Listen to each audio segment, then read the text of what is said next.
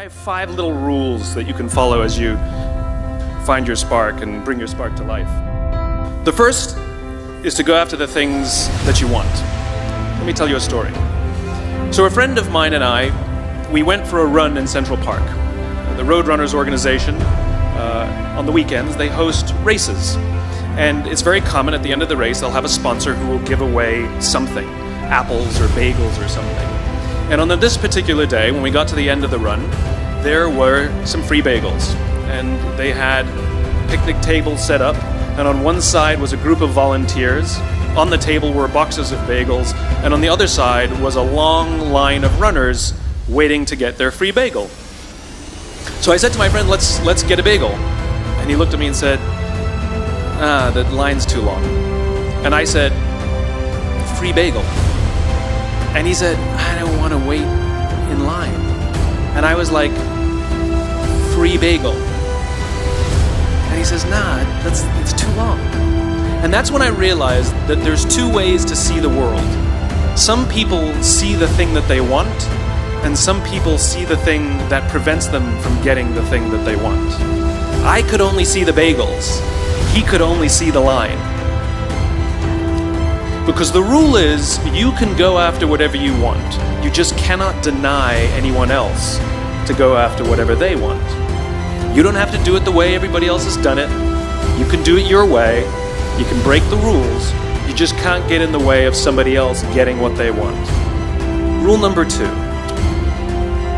In the 18th century, there was something that spread across Europe and eventually made its way to America called puerperal fever, also known as the Black Death of childbed.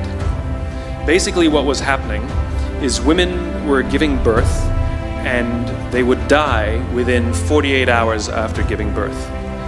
This Black Death of childbirth was the ravage of Europe, and it got worse and worse and worse over the course of over a century.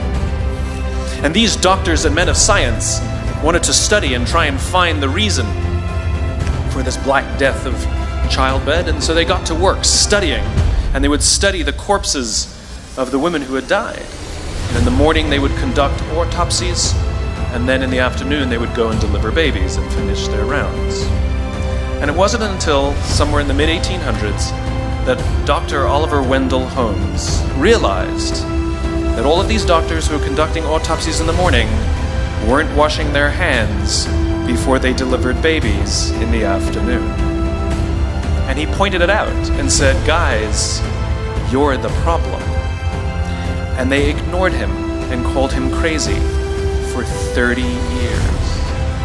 Until finally somebody realized that if they simply washed their hands, it would go away. And that's exactly what happened. When they started sterilizing their instruments and washing their hands, the Black Death of childbed disappeared. The lesson here is, sometimes you're the problem. Take accountability for your actions. You can take all the credit in the world for the things that you do right, as long as you also take responsibility for the things you do wrong. It must be a balanced equation. You don't get it one way and not the other. You get to take credit when you also take accountability. Lesson 3, take care of each other. The United States Navy SEALs are perhaps the most elite warriors in the world. And one of the SEALs was asked, who makes it through the selection process? Who is able to become a SEAL? And his answer was, I can't tell you the kind of person that becomes a SEAL. I can't tell you the kind of person that makes it through BUD/S. But I can tell you the kind of people who don't become SEALs.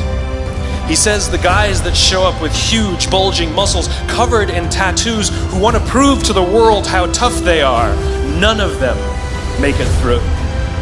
He said the preening leaders who like to delegate all their responsibility and never do anything themselves, none of them make it through. He says some of the guys that make it through are skinny and scrawny. He said some of the guys that make it through, you will see them shivering out of fear. He says, however, all the guys that make it through, when they find themselves physically spent, emotionally spent.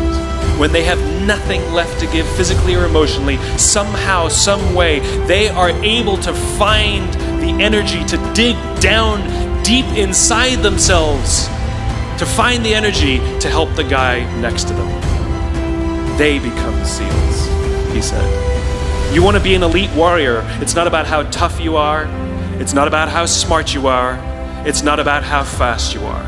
If you want to be an elite warrior, you better get really, really good at helping the person to the left of you and helping the person to the right of you. Because that's how people advance in the world. The world is too dangerous and the world is too difficult for you to think that you can do these things alone. If you find your spark, I commend you. Now, who are you going to ask for help, and when are you going to accept help when it's offered? Learn that skill. Learn by practicing helping each other. It'll be the single most valuable thing you ever learn in your entire life. To accept help when it's offered and to ask for it when you know that you can't do it. The amazing thing is, when you learn to ask for help, you'll discover that there are people all around you who've always wanted to help you. They just didn't think you needed it because you kept pretending that you had everything under control.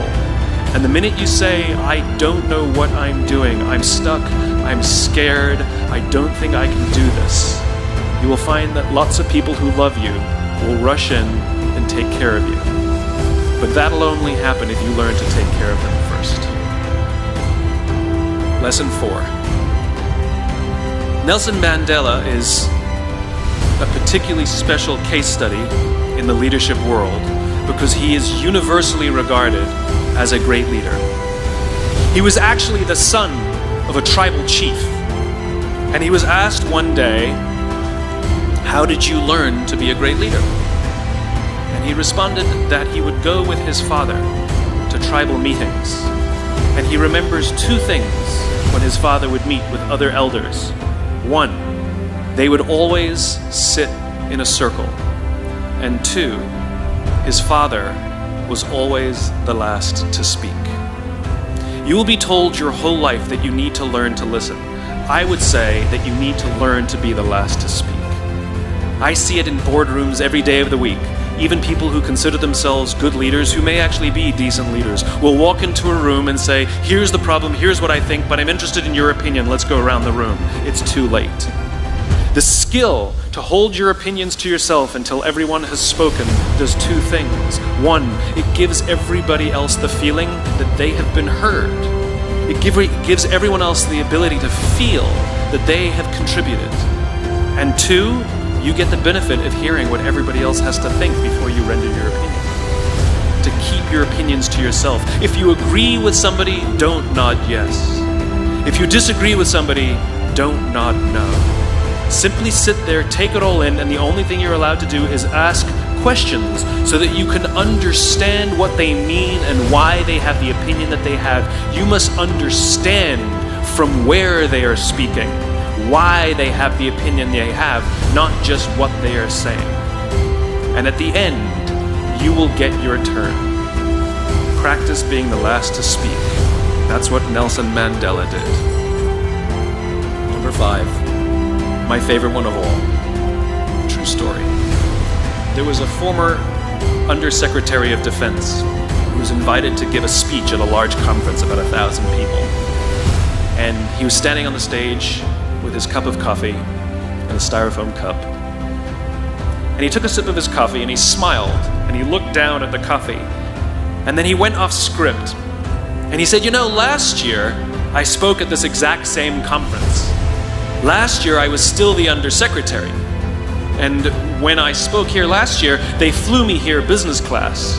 And when I arrived at the airport, there was somebody waiting for me to take me to my hotel. And they took me to my hotel and they had already checked me in and they just took me up to my room. And the next morning I came downstairs and there was someone waiting in the lobby to greet me, and they drove me to this here same venue and handed me a cup of coffee in a beautiful ceramic cup. He says, I'm no longer the undersecretary. I flew here coach. I took a taxi to my hotel and I checked myself in.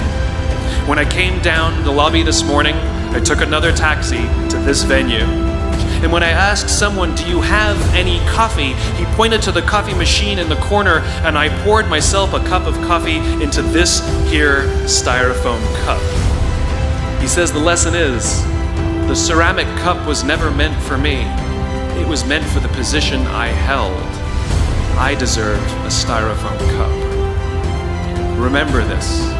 As you gain fame, as you gain fortune, as you gain position and seniority, people will treat you better. They will hold doors open for you. They will get you a cup of tea and coffee without you even asking. None of that stuff is meant for you. That stuff is meant for the position you hold.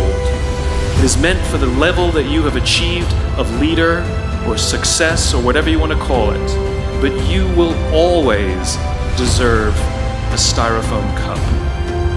Remember that lesson of humility and gratitude. You can accept all the free stuff. You can accept all the perks. Absolutely, you can enjoy them. But just be grateful for them and know that they're not for you. Thank you very, very much, guys. You're wonderful.